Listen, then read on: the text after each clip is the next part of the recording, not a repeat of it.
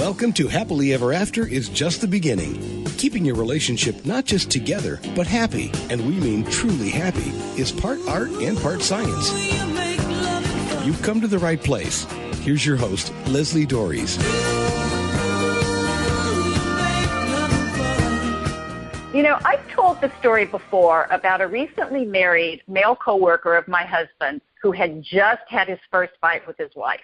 He came into the break room, and he was really upset, and he said he knew he was right, and all the men present said in unison, "It doesn't matter," while all the women who were there just smiled. And there is so much wrong with this story, which is why I keep bringing it up, but the focus of it today is on the right, wrong kinds of disagreements, facts, arguments, whatever, that go on daily in many couples' relationships. And I was reminded of this again when I read a recent post from my friend Matthew Frey on his site, Must Be This Tall to Ride With. I love that title. So I asked him to join me in another conversation about the impact of arguments, both large and small, and that can bring about the end of your relationship. So, Matt, thank you so much for coming back on the show and talking about this again. It's my pleasure. I'm flattered you asked. Thank you. So you and I first met, I guess it was a couple of years ago when I started reading your blog, and specifically the post that went viral about your wife leaving you because of the dishes you left by the sink. And I always told you that's not the reason why she left, and you realize that. But you've written another piece kind of along the same lines about would you leave your spouse over dirty dishes, a lesson on conflict management. And in it, you identify a mindset that you believe is at the core of every doomed relationship. So what is that mindset? No, thank you. And I'd like to say that not only do I think it's at the core of every doomed relationship, like doomed romantic relationship, but I believe it adversely impacts our relationships at work and with family. And if you want to get really big picture about it, I actually think you can trace every deadly war and conflict in human history back to this mindset. And it is, I believe I'm right. I am certain in my correctness. Therefore, anyone who doesn't agree is wrong. And the latitude that gives you morally when you believe that to inflict damage on other people is it's scary because it's a lie. If you think you have the moral authority to be correct and pass that judgment, then it really gives you license to treat others however you want. Well, and that ends marriages. Yeah, and that's such an important thing because it permeates everything. And that's one of the biggest problems. And, and most people or most right-wrong arguments are about opinion, not necessarily fact. But it's a belief system. And, and again, that is one of those things that people get into so much trouble about. Agreed. And I meet a lot of people that are very smart and or a lot of people who are very faith-based. I will not challenge anyone's intelligence. I would never disrespect someone's deeply sacred held faith beliefs. It's not my place. The thing that I try to do, though, is demonstrate that there are scenarios in which two people can look at the same event and genuinely interpret them differently, see them differently, feel them differently. And my favorite example is the one that makes me laugh. It's imagining two people describing like the color of a flower, like hundreds of years ago before optometry proved colorblindness was a thing. So one person has color correct vision, one person is colorblind, and they have no context for the possibility that a human being can literally see a different color. And so they just sit there and they argue about this color, and they both know they're right. And if you could just like magically teleport them to today and give them fancy colorblind glasses so that they could see what one another see, the fight ends. Like instantly, they have context for why the two were arguing so passionately about this thing, about this, like arguing over what was true. And I think that metaphor applies to many, many relationship conflicts. Oh, absolutely. And and it's one of the things I tell my clients when they're arguing about what an event that happened. And who said what? And I said, if you do not have a recording of it, stop this, because you each heard something different or saw something different. And they look at me like, I said, no. And this is one of those things. And I mean, yes, but they get so righteously indignant because, no, this is the way it was. It's like, yes, that's the way it was for you. That's not the way it was for your partner. But I want to go a little bit deeper into your article, and you talk about, and I'm sorry, I can't remember the person who you got this from, but you mentioned two types of conflict, which you call conflict of preference and conflict of values. So what's the difference between the two of them? The writer was Mark Manson, and he was the one, he's one of my favorites, and because we both try to do the same thing in approximately the same style. And he splits conflict into two categories, preferences versus values. And it's significant in that we can all agree that, I think most reasonable people can agree that a marriage isn't worth like damaging over the debate whether chocolate ice cream is better than vanilla ice cream. But then and that's a preference, right? And there's all kinds of things that are preferences. And then there are values, and values are who we are. Values are literally like our core, the thing that, the stuff that makes us. Values are sort of, I guess it's defined as what you do. You almost don't even need to say what they are because they show up in your actions, like every day. What you prioritize and where you invest your energy, like those are your values. And to have a conflict of values is to potentially have an irreconcilable difference in a romantic relationship. And the problem comes up when it's the argument about the merits of the dish by the sink. And I'm stereotyping because this is not always a male-female thing, but often it's the husband, it was in my case, saying, hey, there's a dish by the sink. Let's not elevate it to like the seriousness of a legitimate marriage fight. Let's not give it that much importance. And he's blind to the fact that his refusal to do something different with that dish is a conflict of values for her. It is a painful act of like just disrespect, and just over and over again, at least it was in my case, right? It's a one-time thing is not that. But when it's a pattern of behavior where we're requesting that, so can you have preferences that are dishonored and it sort of becomes like a conflict of values? Yeah, I think so. In the case of a marriage where two people are sharing like time and space and resources, and I mean, it's the same cycle shows up over and over again when two human beings voluntarily live together and then discover they've got some behavioral incompatibilities. Exactly, and I find that really interesting because one of the things that your initial piece brought up for me, and there's that whole thing about don't sweat the small stuff, but in one person's mind it's a small thing like the dish on the sink, and in another person's mind it's, this really upsets me. I mean, and this is one of the things that I talk about, and you go to Maslow's hierarchy of needs, and these are your needs of belonging, the things that make you feel safe and secure in your skin and connected to other people. But I always talk about English being sometimes just an inadequate way of communicating. Of course, it's the only way we've got. But because we're talking about the dish on the sink, but it doesn't mean the same thing to each person. And until we get down to, here's why this bothers me, here's what this is about, here's why I don't like the dish on the sink or the dirty socks on the floor, or the car, the gas tank in the car being empty. I mean, whatever the thing is, because it's not about that thing, it's about what it means. And if we can't communicate that to people, because like you're saying, it's not really a conflict of preference, it's actually a conflict of value. And but we're talking about, the dish on the sink, which is like, that's not what it's about. Yeah, I know. And it's so, and I absolutely, for lack of a better word, empathize with the man who says, hey, we're talking about a dish here. I love you and value our marriage so much more than this dish. Like, I want you to also not value small things as much as us together.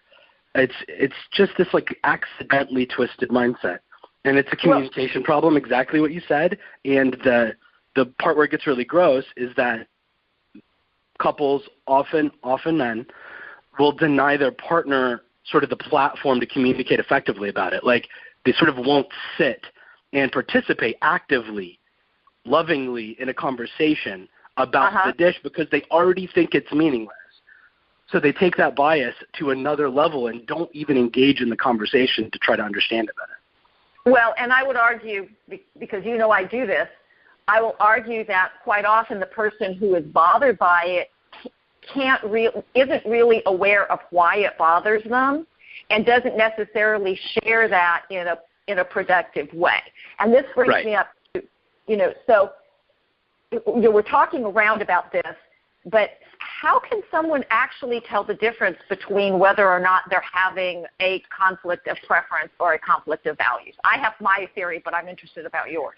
Well, I'm actually more interested in yours because I think it has to be. I think it has to be this willingness to love our partner and value our marriage and our relationship and the health and wellness of one another and then us together as a unit. I think we have to value that more than winning an argument, more than winning a fight, more than almost even more than what's true. If you're so certain you know the truth, I mean, does that really matter more than the health and wellness of your relationship and or the health and wellness of the person that you claim to love? I don't know. Well, it's tricky because in the moment emotions are at play, and we're not always thinking so clearly. Yeah, therein lies, which is why I tell people never have a discussion or try to resolve a problem when either one of you is emotionally upset, because it's guaranteed it's going to go into a fight. I can't get people to agree to it. Just like, I tell them, it's like, don't do this. And then when they follow that, they go, oh, so yeah, it works. And I have to thank my husband for that one, not because he actually once told me, I'm just not going to do this anymore. And he stopped a fight in the middle of it because it's like, I'm going, crap, it worked. But one of the ways that I think people can tell the difference, whether it's a conflict of preference or values, is how often do we have this argument? If this argument keeps coming up over and over again, I think that's a sign that it isn't a conflict of preference, that for one person it's a conflict of values. So just for instance, when your wife would keep saying, why, or you'd have the argument over the dish on the sink or on the counter, it's like, why do we keep going over this? And it's the idea of going deeper. And because if something keeps coming up over and over again, you're not having the conversation you think you're having. That's right. Does that make any sense? Absolutely. And I think the danger, I'm relating this very specifically to my marriage, and then sort of what I observe sometimes is it does seem that in conflicts like this, if one of the partners doesn't feel so there's one partner that's like reluctant to like invest energy in this thing they don't think matters. Mm-hmm. They will only invest in it if they believe like they might lose something. So a lot of times it's like they're taking their romantic partner for granted. They're saying, I love my partner and I value this marriage and I'm just going to like ignore this and it'll go away. And it's like they need to be motivated to do it. And that's a really scary thing. And I'd certainly love to get your take on that, because people ask me, what do I do? Threaten to leave? What do I do? Actually leave? And I'm like, you're never going to hear me advocate ending your relationship or threatening to end your relationship. Certainly if it's dishonest, do not threaten. If you're going to say that, you better be willing to follow through. But I'm like, the one thing I can tell you, I'm not going to have an opinion about that. I'm just going to tell you that's what worked for me. Well, and part of the issue is that sort of what happens is that these things build up and people don't know how to do this. And there's an interesting concept in the marriage relationship field about, and it's true of anything, that people will not change their behavior unless the cost of staying where they are is greater than the cost of change, because change is scary. People don't like it. We like the status quo. We like predictability. We like all this stuff. Most of us. There are a few people who really love change, but that's a very small portion. And so it's how, as your partner, do I let you know that this is a real problem, and that if it does not change, there's going to be a real cost to this. And so it's not necessarily threatening divorce, because I'm with you. Threats are, it's like, please don't do that. Threats, ultimatums, not the way to go. But it's where do I have leverage? And sometimes it's about finding an analogy that somebody can understand. And so, just for instance, when I started in this field, there was a possibility that I was one of the options was that I would have to do home visits and things like that. And my husband went, "Oh, that is not happening." And I'm thinking in my mind, it's like, okay, we're going to have a knockdown, drag out about this, because you're not going to tell me what to do. And my husband, very smart man. I didn't want him to. My thing with him was, you can have a motorcycle or me, but you can't have both. And so he says to me one day, he says, "You know the way you feel about motorcycles?" I said, "Yes." He says, "That's the way I feel about this."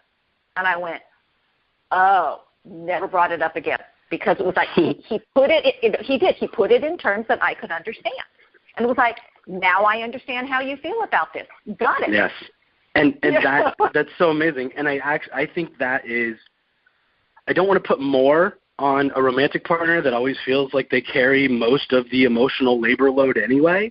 But I do think we have a responsibility in unconditional, so to speak, I mean, air quotes, loving relationship, to communicate in the way Gary Chapman's 5 love languages, like, figure out how they receive information and deliver it in that format, not the way you want to or the way you get it, but identify this maybe new way where they get it and then give it to them that way. Well, absolutely, and that's one of the challenges. And by the way, this isn't any two people, because if you have children, because I have 2 children, and it was like the way I could communicate to one was not the way. It's like, I know you guys came out of the same gene pool. What's going on here?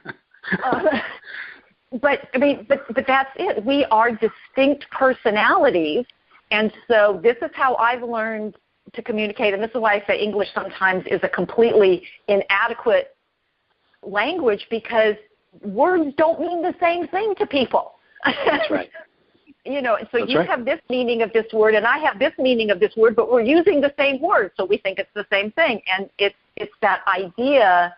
And since we start communicating at a year old, maybe 18 months, it never occurs to us that the way we communicate is not the way somebody else does. That's right. So it is about learning. So This Is Happily Ever After is just the beginning on webtalkradio.net. I'm talking with blogger Matt Frey about the role conflict plays in the unhappiness in relationships. And you may think that the things you and your partner are fighting about are small things, but what if they're not? What if they're actually causing permanent damage to your relationship? Well, I've got good news. You can stop those fights immediately and deal with conflict in a much more productive way. And if you're interested in learning how, I invite you to contact me and take advantage of my free, no-obligation, Create Your Happily Ever After transformation session.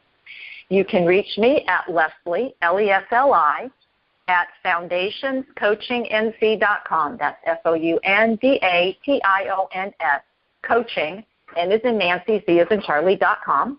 Or you can give me a call at area code 919-924-0463. Again, that's 919-924-0463. And now I want to get back to this wonderful conversation that I'm having about conflict in your relationship and this difference between the conflict of preference and conflict of values. And so now, what's the best way to grasp this important difference and let go of the I know that what I believe is right mindset? How do we even know? How do we do that? Well, I think this is one of the most difficult things we do as humans. And you just got done talking about how we're resistant to change. You can sort of like quadruple that for how resistant we are to abandon like a core belief that's like the foundation of how we think and feel about the world and our lives every second we've existed.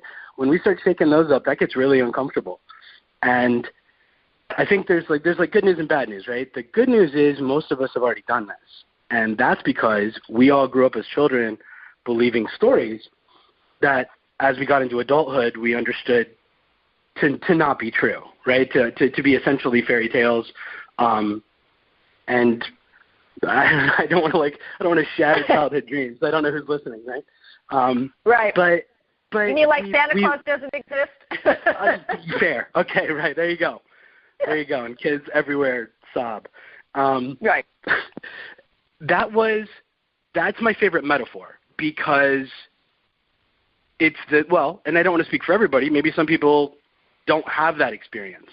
But I really did believe in Santa Claus, and I really did think it was amazing when, presents showed up under the tree for a handful of years. And then later we learned that that's not true, and it's foundation shaking, as insane as it might sound to some, or perhaps people have never thought about it before. We now have to ask people in the context of a values conversation to do that voluntarily, to seek out evidence that things they believe might not be true. But that's what it takes. To change, the value has to fail in an organic way. It's not going to be because somebody screamed an opposing political opinion, while picketing. Like that's not how it's going to happen. It's got to fail in an honest, organic way that you experience yourself. And so I'm really glad you brought this up because one of my favorite stories I've ever heard in my life, I learned this week, and it applies to this conversation. Oh, well, great. So there's a man. His name is Daryl Davis, and he's a black musician in the South. And he's like a blues musician or something. And the truth is, I don't know very much about him right now because I just haven't dug deeper on who he is yet. But he gave a TED Talk on how he intentionally befriends white supremacists and attends Ku Klux Klan rallies as a black man in order to connect with these men. So he does not go in the spirit of conflict. He does not go to cause trouble. He goes and he is friendly, kind, respectful. He's empathetic. He understands that they have this worldview and that they have this worldview for a reason. And all he does is seek to understand it and to be good to them, as good as he can possibly be, just treating them how he would treat anybody else, decently. And through that practice over the years, he's had hundreds of KKK members abandon that membership and that belief and that life philosophy. And so it wasn't let me collect a bunch of evidence and explain to you why your beliefs are wrong and why you're a bad person. It was just in a very subtle, brilliant way, sort of killing them with kindness. And again, not even manipulative, because I don't think it would work if you were trying to trick them. Oh, no, yeah. He means this. He cares about these men, and so he goes to just be good to them. And in doing so, they realize, wow, I don't hate black people. Wouldn't you know it? And then it shatters this sort of incorrect, and that's, right? It's it's a value that's not a great value. And I am secretly obsessed right now with trying to apply that to relationships. So what is the equivalent framework in a relationship? What is the way we can be Daryl Davis to our partner in a way that isn't let's argue, let's fight, let's try to convince one another we're wrong? And I don't think it's an apples-to-apples comparison, but I'm so mesmerized by the counterintuitive approach to getting somebody to change what they believe. Well, I want to tap into that. Well, and that's so crucial because there's a quote, and I don't have who said it right off the top of my head, but I use it a lot about that being heard is as close to being loved that they're almost the same thing. And that's one of the things that, especially in arguments, especially when people are stirred up, when anybody's emotionally stirred up, they actually cannot listen. Everything about us is going outwards. I mean, I tell people we have expressions. I see red. There's a rushing in my ears. I feel numb. All of our senses are just overloaded. And so I literally cannot hear you. But so we're trying to resolve something, and nobody's really listening, whereas if we stop and go, okay, tell me what that's about. Tell me what that's like. And I'm sure that's what this gentleman does, because he recognizes these people, and we all are we're the combination of our experiences. It's what we've learned. It's what we've been exposed to. And if I want you to know something different, then I need to first understand where you are, and not from a judgmental standpoint of well, of course this is what you believe. How could you possibly believe anything different? Right. Based on your background. And right. I mean, I think that's an amazing thing, and it's really how we have to approach people. And so two of my favorite words are curiosity and confusion. In fact, I was just with my daughter this weekend, and there was some big mix-up with, she was really upset about something, and she was going to have to go in and talk to somebody. And I said, okay, here's what you do. I said, go in and say, help me understand. This is my understanding of what happened. What am I missing? And she actually thanked me when she got back, because it went much better, because she was really upset and really angry and really hurt. And I got that. I said, honey, I get this, but if you go in there like that, their hackles are going to go up. I said, if you go in there and go, help me understand what happened here. I think there was a misunderstanding. And then it got cleared up. So, I mean, it is that kind of thing. And I'm confused. I'm curious. Tell me more, and then that's where we can learn. That's absolutely right. And Leslie, how are we on time? I think we've got about another few minutes. So another one of my favorite writers is a man named Warren Berger, and he is a former New York City business writer who now writes books about the power of question asking. Uh-huh. And I was reading his most recent book and trying to study the art of question asking for the purposes of this, right? Like reducing, minimizing conflict, which I always think is just understanding. It's just, as you said before, words don't always mean the same thing. Mm-hmm. And you don't even need it to mean the same thing. You just need to know that your partner understands it to mean something else, and then you can adjust. And so there was this section on decision making about beliefs and about choices, and there was 4 questions. I don't know if we have time for this. 4 questions where he said, these are the 4 questions you can ask that can bring you to the best conclusion, right? A good conclusion. And the first one is, and I guess I'm couching this in the context of what I believe about my partner, right? Do I believe they don't love me and they don't respect me and they're not giving as much to this marriage as I am, and they're not as committed to this marriage as I am? So you have to decide whether you think that's true or not. Question number 1 is, what am I inclined to believe? So just what do I believe already? And just write that down. Number 2, the jugular question from Nobel Prize-winning physicist Arno Penzias. Why do I believe what I believe?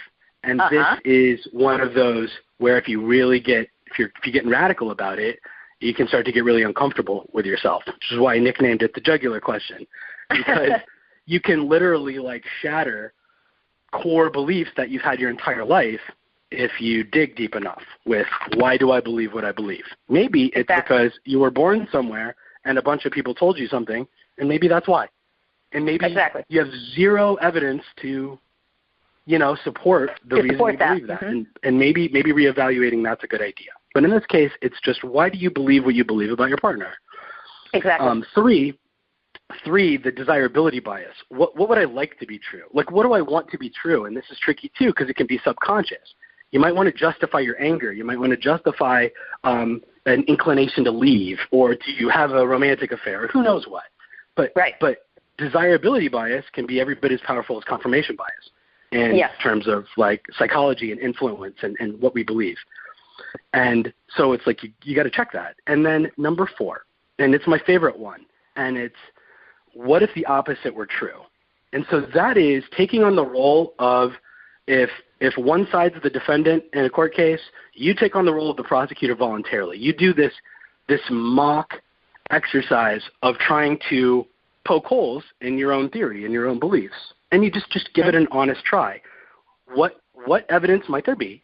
What reasons might there be where the opposite version of what you believe is true? And just going through that exercise will do one of two things. It will allow you to ask better questions about what you believe and why, or it'll sort of cement that you're on solid footing, that you've done all the right things and that you believe, things that are healthy and good and that hold up to scrutiny. But anyway, by going through that question exercise, you can get to some pretty strong, well-thought-out places. And it invites conversation and self-reflection and the kind of humility that's required for two people to connect when they're in the midst of this conflict you and I are talking about. Right. And I love that because it goes to something that a colleague of mine, Terry Real, talks about, which is the core negative image we have of our partner, what we believe about them when they are at their worst. And, it goes also to confirmation bias, that if I have this belief, I will pay attention to those things that support that belief, and I will ignore the things that don't. And so I love the why do I believe this? Why do I want to believe that my partner does not love or care about me? Because at the core, that's kind of what we're talking about. And it's like, why would I think this? Where's the evidence that shows my partner doesn't love me? And then I love the other question about, well, but is there evidence that my partner does? And I think you mentioned it a little bit earlier, the love languages. This is one of those challenges that people, love. There's that wonderful word that means so many different things to so many different people. It's like, well, when you say you love me, what does that mean? Or, well, you say that you love me, but I don't feel it because you're not speaking my love language. It's like, oh gosh, this is just like, Yeah.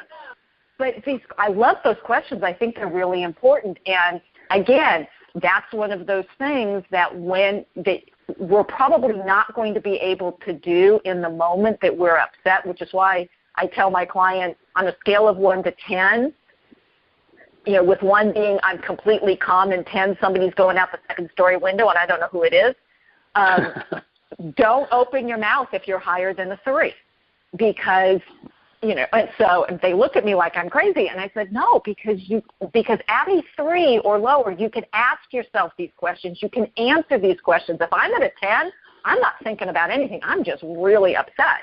And people think they don't have any control over this. But they do. I can choose whether or not I'm going to be angry.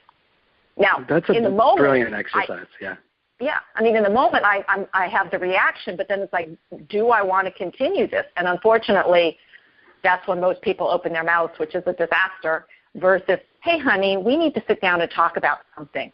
Last Tuesday when this happened, I was really upset, which is, of course, but everybody just knows, well, but we're just talking. It's like, yeah, but there are some things that can make it helpful and things that can't. And I think those 4 questions are really, I love them. Thanks for sharing those. I really appreciate that. And I thank you for sharing the framework of scale of 1 to 10, not discussing it if you're above a 3. What's brilliant about that is not only if both people are on board. If both people are on board, that's kind of what you need. For that to work without one person going off the deep end potentially, but it not only does it reduce conflict in the moment, but it would make you so mindful. It would increase self-awareness. It would make you evaluate your emotional state of being, and it would make you choose relationship over self. And I've never thought of that before. I think it's brilliant. Thanks.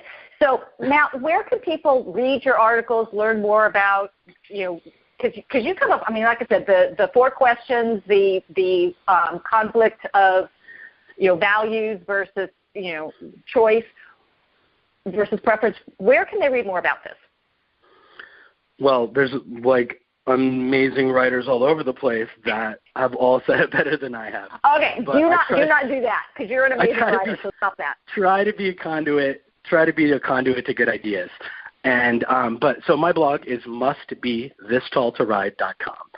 And I'm also a regular contributor to the Good Men Project and some other places, but those would be my blog, and the Good Men Project would be the two primary places to find stuff that I write. Well, terrific. So I want to tell people, it's like, I, as you know, strongly disagree with a lot of my colleagues who say that all couples fight and it's actually a good thing. To me, this lets people off the hook for learning how to be effective communicators. And all couples, in fact, all people will disagree about things, about something. There's no person who's going to agree with you 100%, so forget that idea. But fighting is a choice, and it's a choice that can end your marriage. But you don't have to make that choice. So the question that I have is, will you learn a different way? And hopefully, by listening to this show and listening to great guests like Matt, you're going to get the idea that there is another way. So hopefully you'll keep listening. And until next week, stay loving.